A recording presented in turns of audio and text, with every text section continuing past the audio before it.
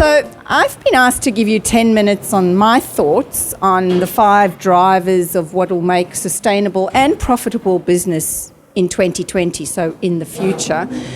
Now, I have to say I've shamelessly drawn on the research that Deloitte has done in this sort of space. Deloitte Access Economics, and some of you will be familiar with Chris Richardson and his team, who are very famous economists in Australia. So they do some wonderful research and very user-friendly research, and you can find it all on our website.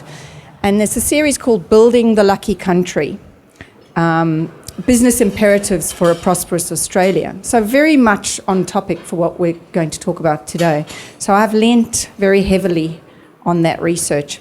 So these publications, there are 4 of them to date. 5th one is coming out later this year. As I said, you can get them off our website. But the premise behind them is that Australia's future prosperity requires sustainable sources of national wealth, visionary strategies for both business and government, and an ability to execute in an agile way both public policy and business opportunity. So that's sort of the underlying premise, which is a good segue into our topic. So I've tried to distill it down into 5 key drivers out of some of this material. So the first one is sustainable sources of wealth. So really it's the question of where should we be playing? Where should our businesses be playing to be sustainable and to be profitable? And Build the Lucky Country 3, which is called Catching the Next Wave, basically comes from and says we've had all these waves of investment over the years. We've had the wool boom, we've had the gold boom, we've had iron ore boom. Where is the next wave? What should we be focusing on? And it focuses on where's Australia's natural advantage. Because in order to be sustainable and profitable, you need some kind of advantage. So where are our natural advantages and where do they intersect with what the world wants or where the opportunities lie? And they've distilled it down to 5, the fabulous 5 we call them. They always have to have an acronym name, which sort of intersect with what the world wants. And they, very quickly, gas. So Asia wants clean air, so anything to do with gas, and we're seeing a lot of that already in WA. Wealth management, so again, it's a lot to do with what's happening in Asia, the maturing of those economies and people saving for retirement. We're pretty good at that. We've had a superannuation industry that's been sort of 30 years in the making, so we're pretty good at that. Tourism, we've got a lot of natural advantage there and people want to come to Australia. Agribusiness, again, feeding into Asia and the desire of a growing middle class to access better food sources.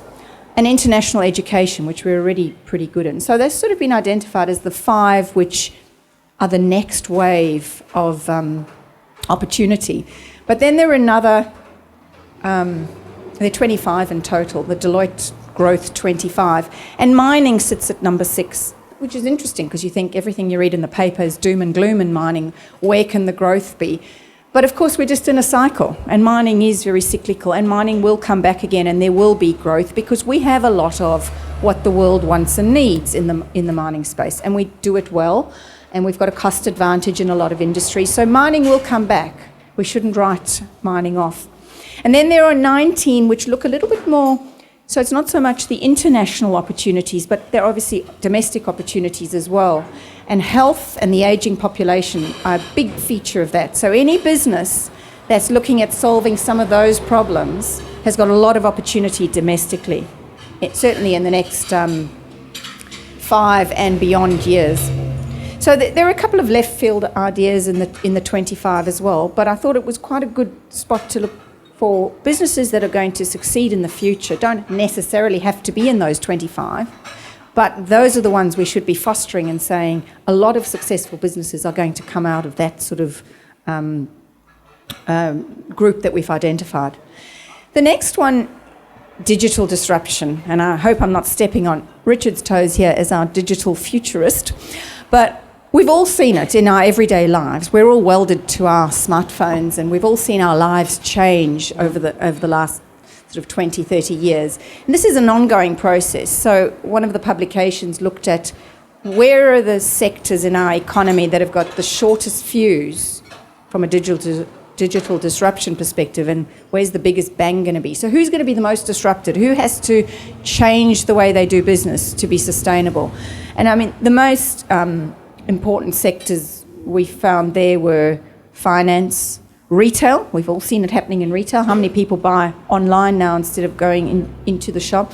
Media, the dying newspaper we all read about. Information and communication technology, and professional services, which is, of course, where our business is. And we have seen this, certainly over the last 3 or so years, really as an accelerating trend. The way people buy professional services is really changing, and we've had to be very agile and innovative to almost stay ahead of the game and do things differently, defend our business and our profitability. And I think that's the key message here, is people who are innovative and agile and work out how to deal with the impacts of disruption will survive.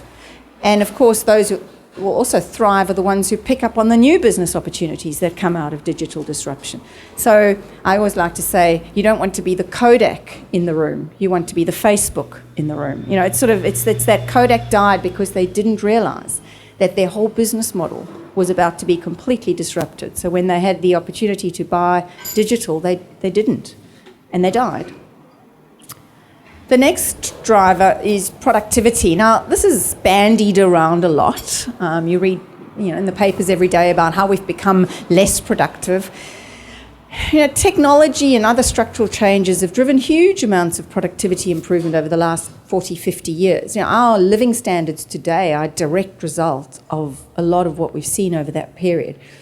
But in the past decade, it's sort of fallen a little bit by the wayside. I think particularly in WA, where mining companies were chasing growth at any cost, productivity didn't really feature in the equation. But of course, it's very much back on the agenda now. And it's not just about how you can do more with less, so how you can make technology make you more productive, but obviously the big focus at the moment is on costs as well.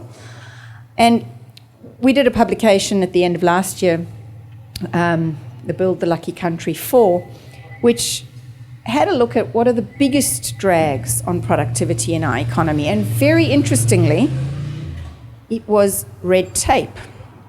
And you'd all say, government, too many rules, but it's not only about government, it's about the red tape we impose on our own businesses. So the private sector is as big a culprit of this as the government sector. And we did some quantification of this, and the economists came up with a very big number that it costs us each year. $250 billion, they reckon, over-regulation costs our economy. So that's the cost of actually administering regulation, and then also the cost of complying with it. And two-fifths of that comes from government.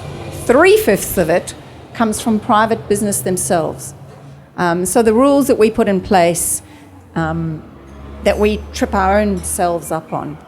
And of course, the economists have done a lot of research on this. That number's big, but it's the knock-on effect of stifling enterprise and innovation and sapping incentive. That's probably the biggest cost of red tape. So we really need to fix the red tape problem in business in order to drive sustainable growth. Which leads me on to, we also need to fix it in government. So driver number 4 is government reform. And we know this again. You'll read it in the paper a lot, that the government knows that reform is needed. And this is tax laws, workplace laws, service delivery by governments, building infrastructure. There's lots of examples of where reform is needed. But we also know that the wheels of government are very tightly bound to election cycles. So it's really hard to put this in place, and we can see that with what the current government is struggling to achieve any meaningful reform.